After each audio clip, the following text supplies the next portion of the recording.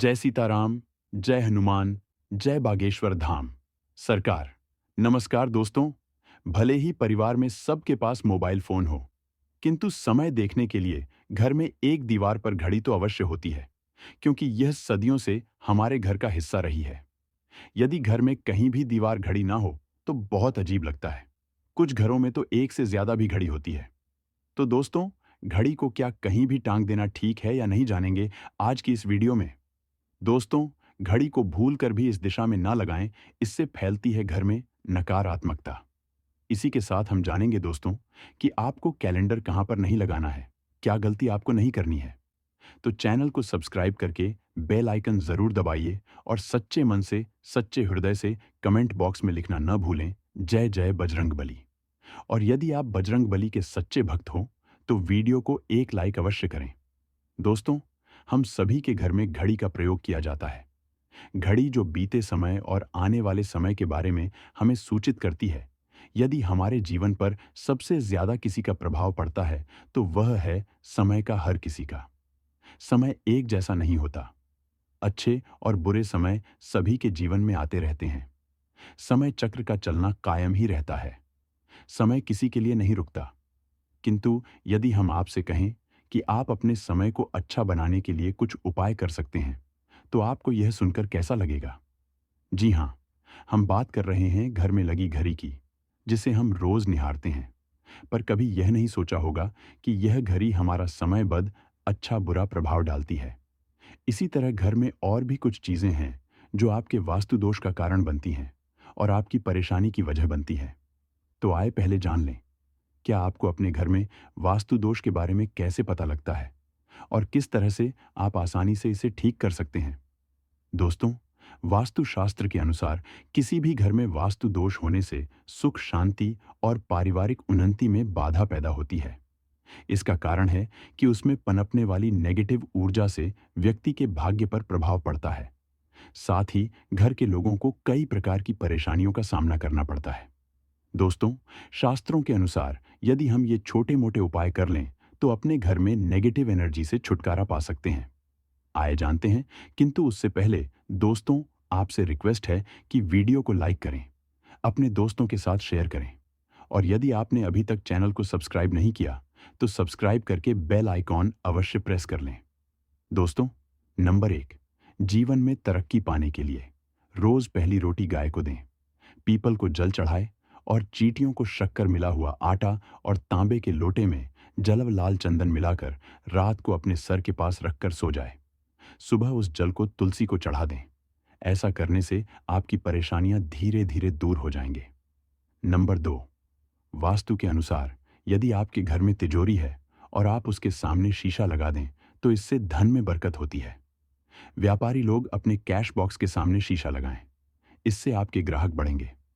दोस्तों, नंबर 3, झाड़ू पोंछा कभी भी खुले में नहीं रखना चाहिए। इन्हें सदैव छुपा कर रखना चाहिए और झाड़ू कभी रसोई में नहीं रखनी चाहिए।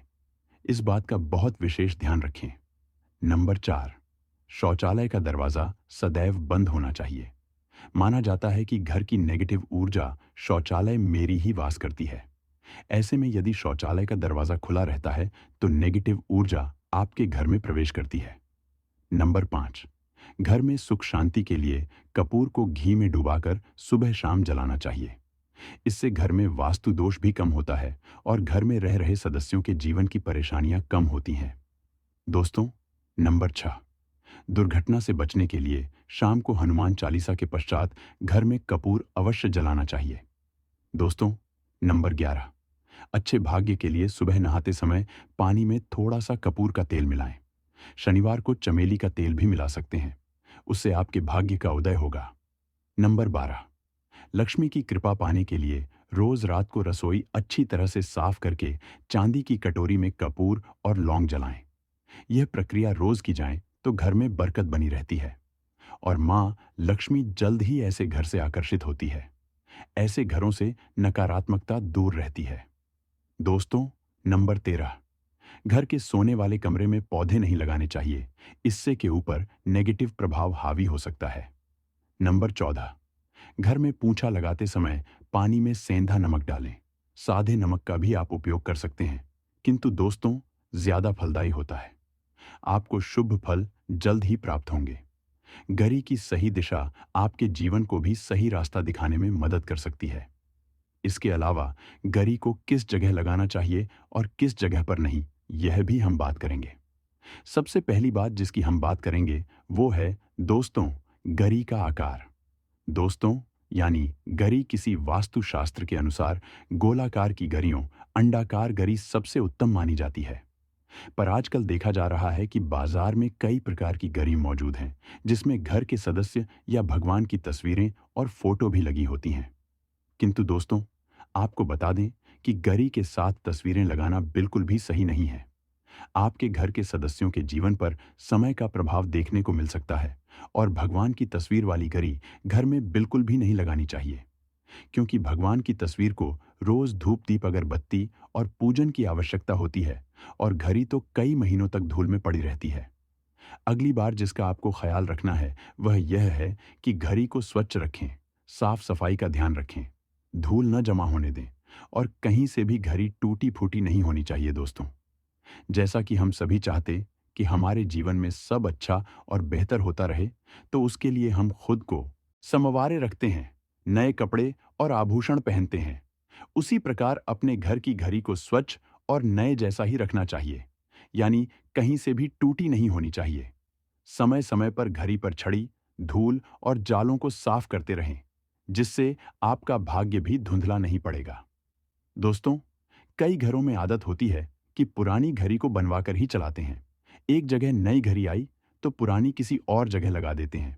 ध्यान रखें, घर में पुरानी या फिर टूटी हुई या धूल चढ़ी हुए और बंद घड़ी तो बिल्कुल भी ना रखें, क्योंकि इससे घर में नकारात्मकता और दरिद्रता का आभास होने लगता है।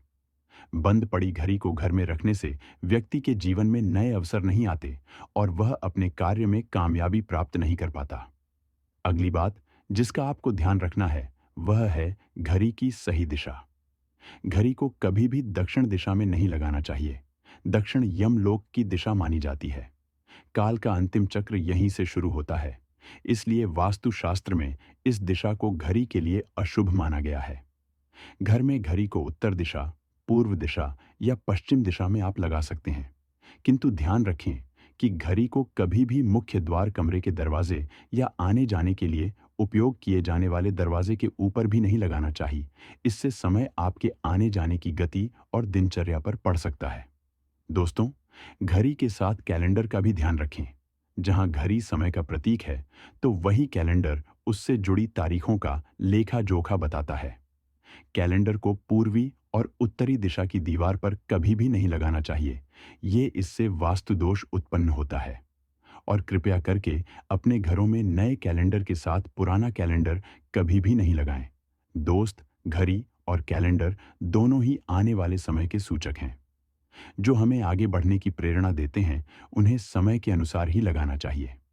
इस बात का सदैव ध्यान रखें कि घड़ी का समय सदैव सही होना चाहिए।